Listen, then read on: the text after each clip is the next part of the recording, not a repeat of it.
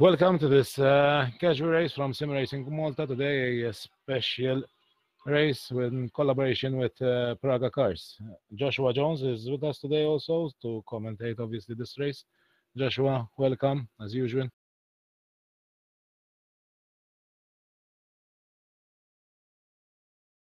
Seems Joshua's not yet around.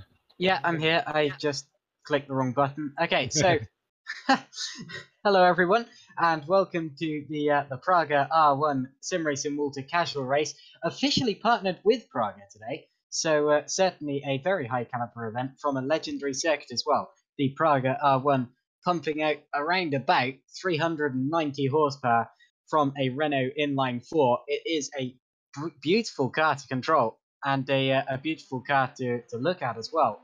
And seeing several of them going racing up Rouge Radion at the start of these two races, which we're going to get today, I'm sure is going to be a cracking spectacle. Sure, as you said, it's gonna be definitely a spectacle. Now we'll see a short video call from Praga themselves, promo. Then we'll pass on to the briefing very soon.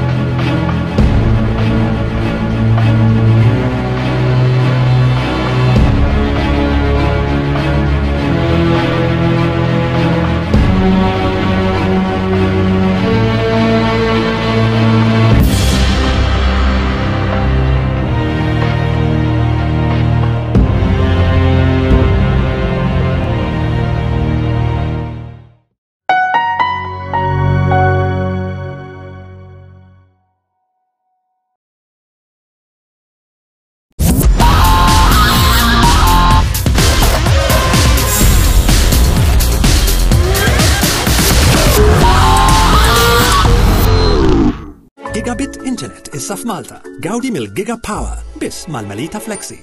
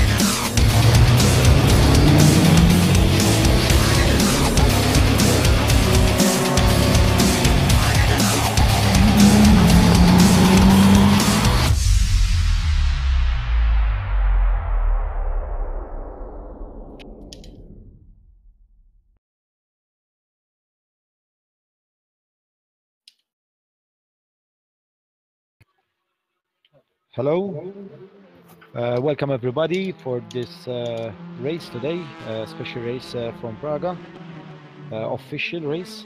We are going to start our briefing now. As usual, we expect a very fair play race from you, from everybody. Please respect the start, because we will not make any restart. The only restart will be only if there is a server down or lag. This session today will be practice 30 minutes. Sorry, 15 minutes practice, followed by a 30 minutes qualification, and then 15 laps for the first race, and another 15 laps reverse grid for the second race. The platform will issue the penalties, but we will have a live stewarding the race, so no bumping and no dive bombs or any unfair racing will be penalized. We will send you a private message on Discord with the penalty if you have to issue a drive-through. If not issued, you will have additional penalty to your penalty. Any questions, please?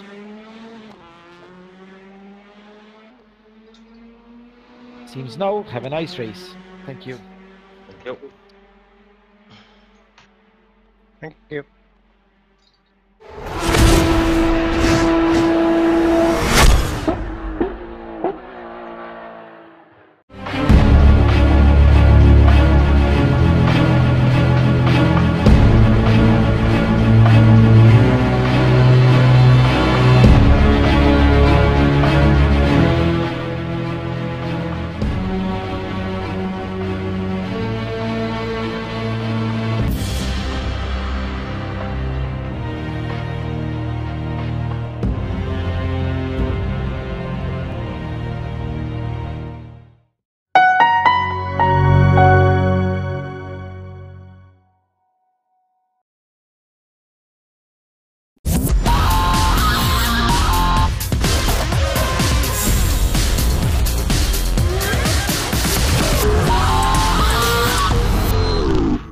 Gigabit Internet issa f'Malta. Gawdi mill-Giga Power biss mal-Malta Flexi.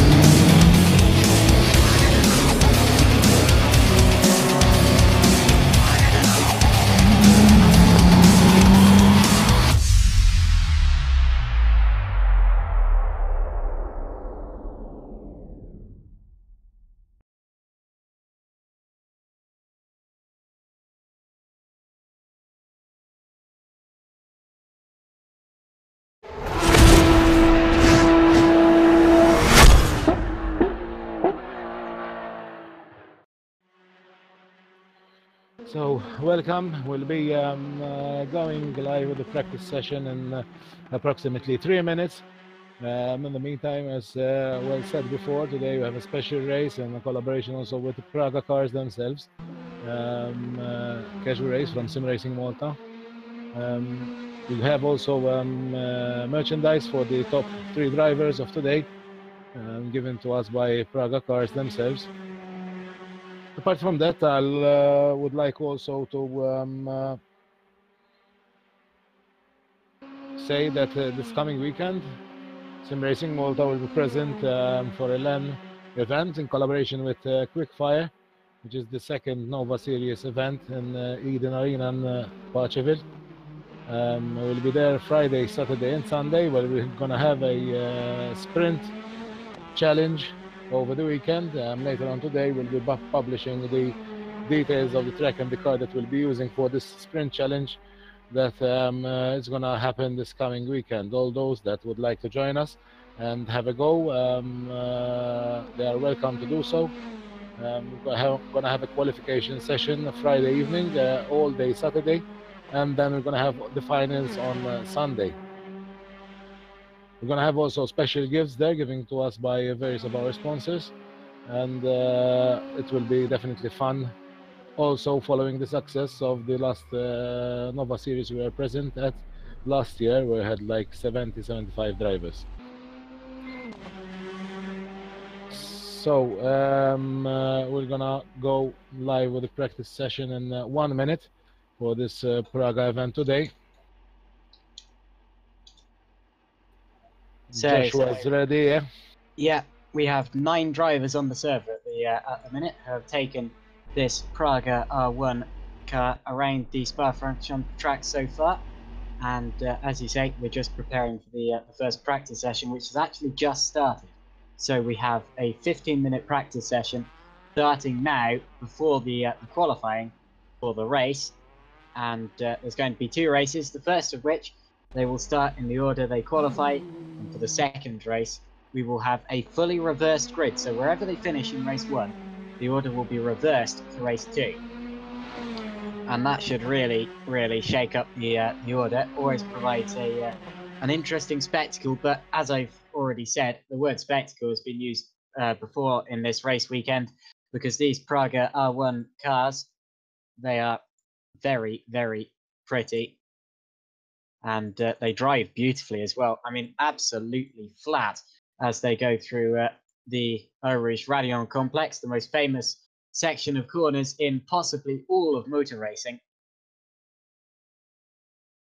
And, well, the car may be just over 5 years old now, coming out late in 2012, but is still going absolutely strongly, pumping out about 390 horsepower. But I tell you what, it's light as a feather and absolutely as stable as you can possibly make it.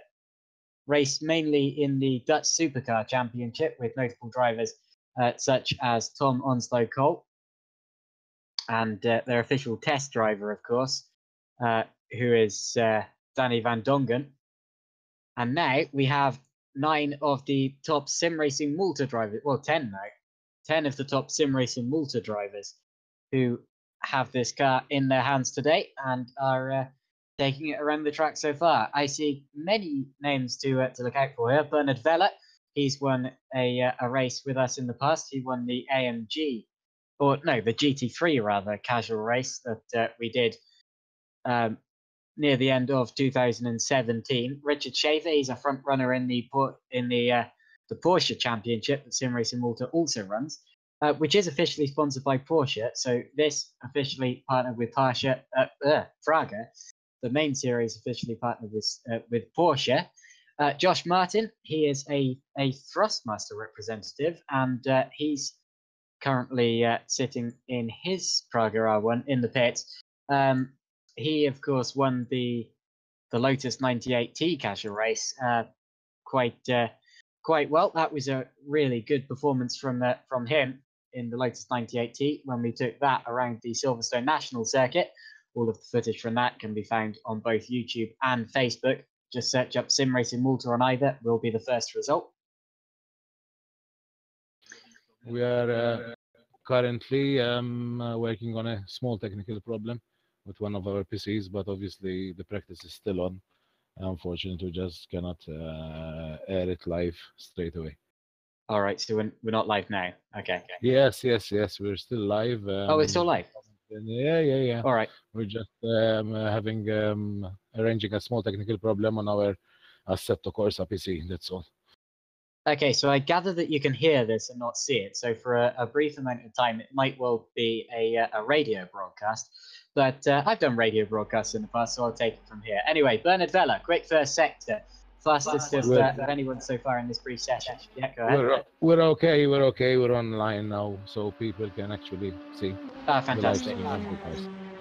Okay, well, I had to radio broadcast it for about a minute there, but oh well. As I was saying, Bernard Vella, quickest in the first sector so far, but of course no one has set a representative lap time so far. The server has registered some laps, but those are just the drivers' out laps.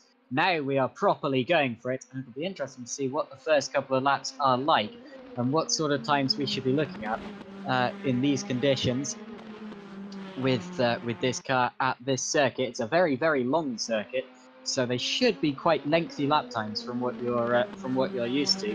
That's no representation of the car. That's just that this track is really quite a long one. Longest Grand Prix circuit still in use. Of course, the longest circuit still in use, full stop, is the Nürburgring Nordschleife, and the full VLM configuration of the Nürburgring, which reaches almost 15 miles long. Spa, of course, only about 4.5, I think, but still a pretty difficult beast to tame. Now I'm just watching Vella going through the final chicane. He's just locked up a front right wheel. Easy to do in a car this low and this stiffly sprung. He's run wide over the outside curve, and I'm afraid he might well have stuffed that lap in the last sector there. It was a 2:23.208, but he didn't do that completely within the track limits. So I'm afraid that can't really be seen as a representative lap yet. We're still waiting for our first properly representative lap to come in, and it'll be interesting to see who sets that. We're just waiting for the next couple of drivers to come through. Richard Schaefer was on a lap. He's abandoned back to the pits. And we also have Joseph Calais, Terence Grech, Brandon DeBone, a couple of drivers on track. DeBone's set a quick first sector. I think he's being held up a bit in the second sector here, by another car ahead of him. So this might not be the best of laps from Tabone. That's Daniel Gracci ahead of him. Gracci is not on a lap and actually spins it into the gravel now. So Gracci does get out of the way. Maybe not in the way that Tabone would have been expecting. And actually, Tabone lost a lot of time in the second sector there. I think because Gracci wasn't really getting out of the way there. But anyway, another driver on this server who we're used to seeing up the front of the order is Jason Muscat. Now, I believe he's only done one Sim Racing Malta casual event before, but he did win it. That was the Formula Renault 3.5 race we did at Sepang a while back. That was a really, really interesting event. You should definitely go back and check that out. Excitement throughout the entire event. But Muscat, a regular front runner in series such as the WCS League. He's won GPVWC Super League races over in R-Factor 2. He is actually one of the leading drivers in R-Factor 2, just on Assetto Corsa for these Sim Racing Malta events. It's not his go-to simulator, but still an extremely quick driver in it, as we've seen before. Meanwhile, Bernard Vella and Brandon DeBone fighting over lap times. DeBone is on a brand new lap now, and as is Vella actually. So Vella just coming around the final sector. We saw him having a bit of a dodgy final sector last time, and again he runs out and over the curb on the outside. It's very easy to do, as the car often gets quite unsettled through that final chicane as the drivers struggle to find grip, and especially on the exit as the track ascends. It's an extremely difficult acceleration zone, and Vella elects to run it over the white line on the exit there, which you're technically not allowed to do. But he did improve his lap that time round with a 2:23.027, and Terence Grech crossed the line after him and also set it up. It was actually 2 seconds down at the minute.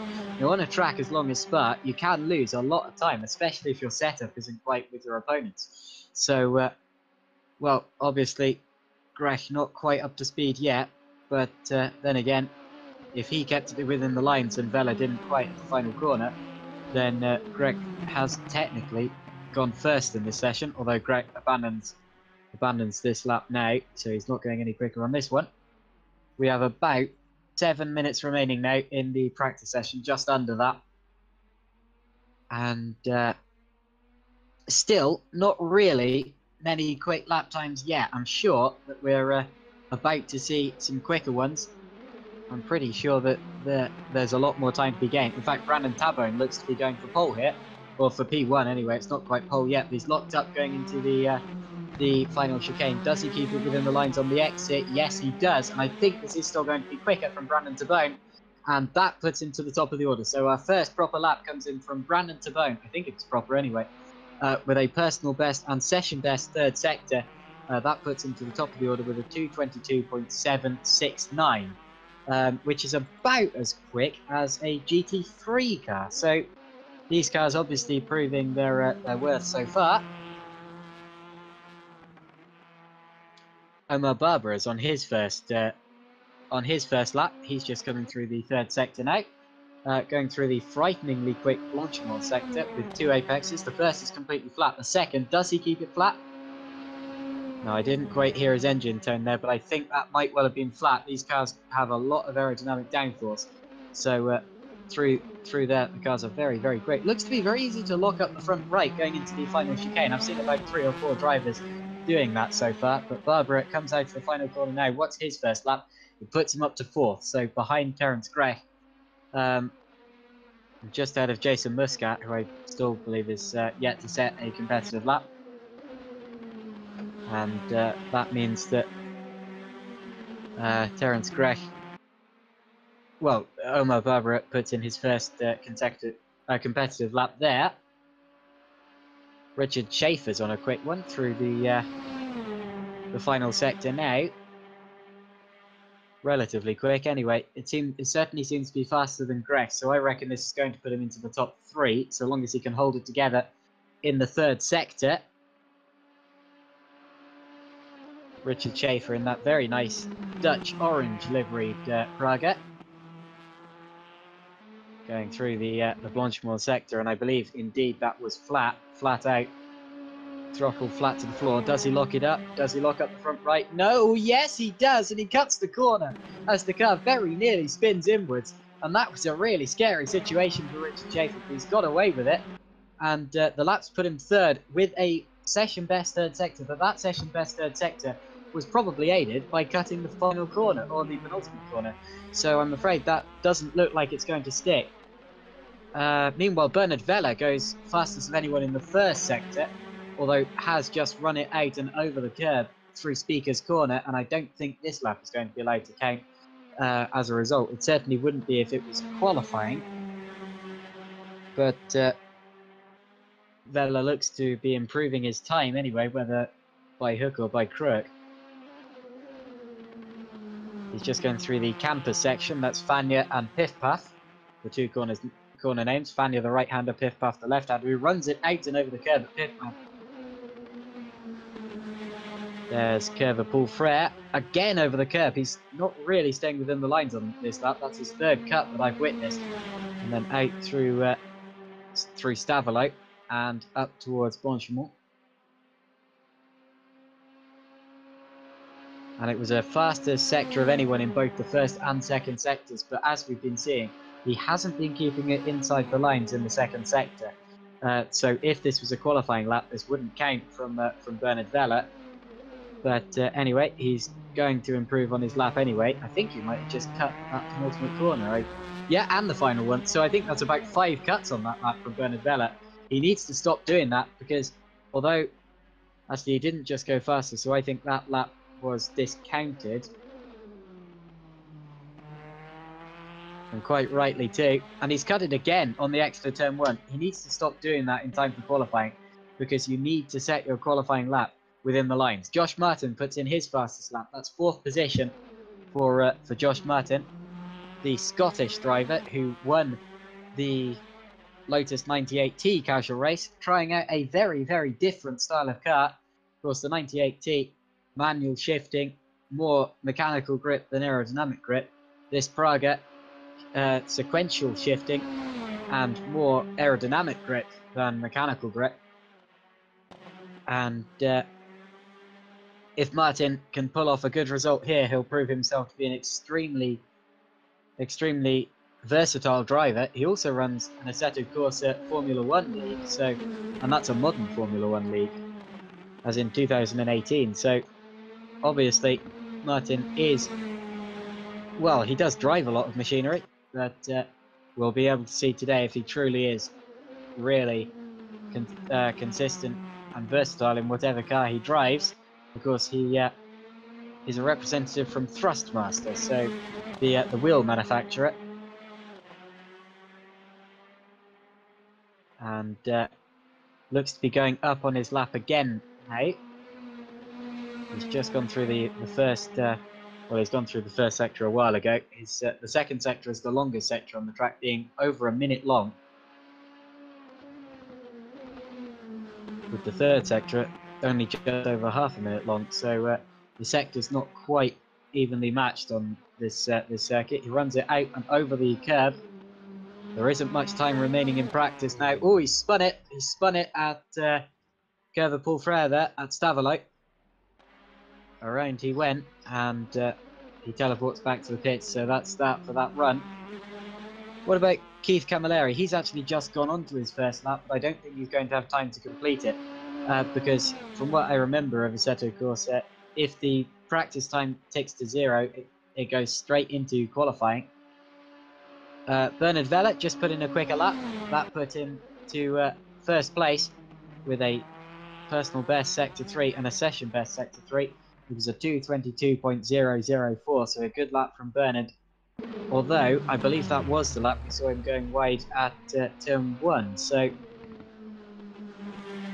well, in qualifying, these drivers really are going to have to think about... they're really going to have to think about not cutting the corners or going wide on the exits. They need to keep the car between the lines, because the stewards, we do have some very good live stewards who I'm sure are going to be on the lookout for drivers not quite setting proper qualifying laps.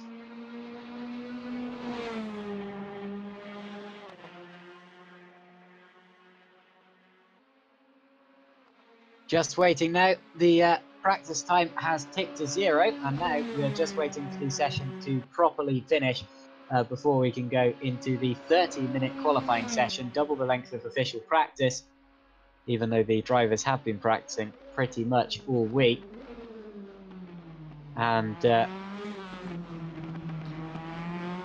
well, official practice has come to a close, and qualifying is about to begin. Qualifying, of course, the session which decides the order for the grid, so the order they line up at the start of the first race.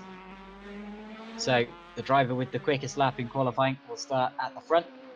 The driver with the slowest lap in qualifying will start at the back, and then the other positions decide the positions between them. That's how qualifying works if you're new to racing.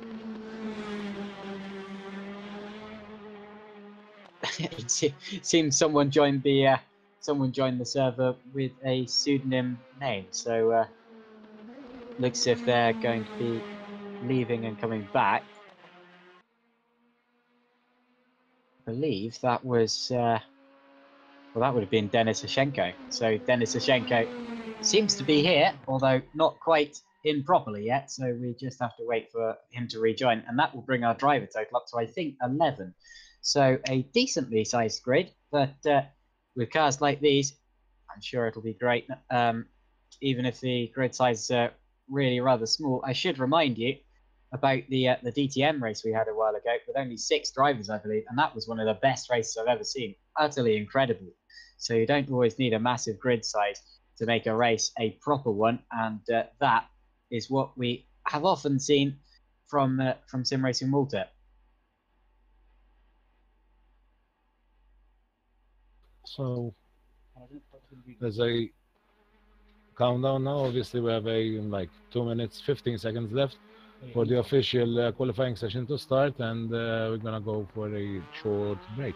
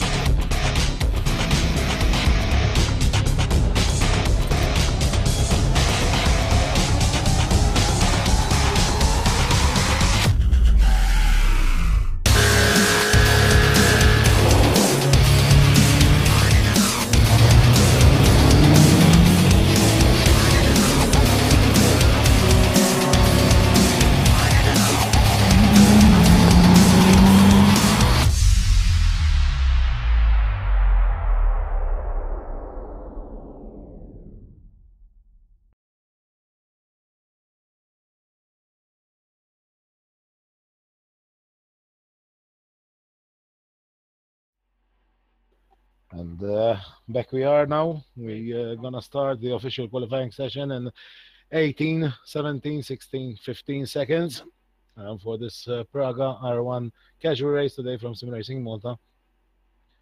As said earlier, we're gonna be also this weekend for those that want to come and join us at the Quickfire Nova Series LAN event in the Eden Arena. We'll have a sprint challenge over the weekend, starting on Friday evening, Saturday, and Sunday. We have the finals. Full details will be published later on today on our Facebook page. And qualifying is on. Yeah, qualifying has just started. Hello to everyone in the streams. We are live now on Facebook. Search up Sim Racing Malta, and YouTube. Again, just search up Sim Racing Malta. We are the top results on both, and we are live streaming now on both of those. As the drivers weave down the Kemmel Straight at the start of this qualifying session, trying to put heat in their tyres before their first qualifying lap. And we should start to see several quick laps coming in very, very shortly. The top few drivers in practice were separated by about a second for the top 5, which is about what we'd expect to see at a track like Spa. And these cars appear to be just about the same speed as a GT3 car, maybe a GT3 car from a couple of years ago.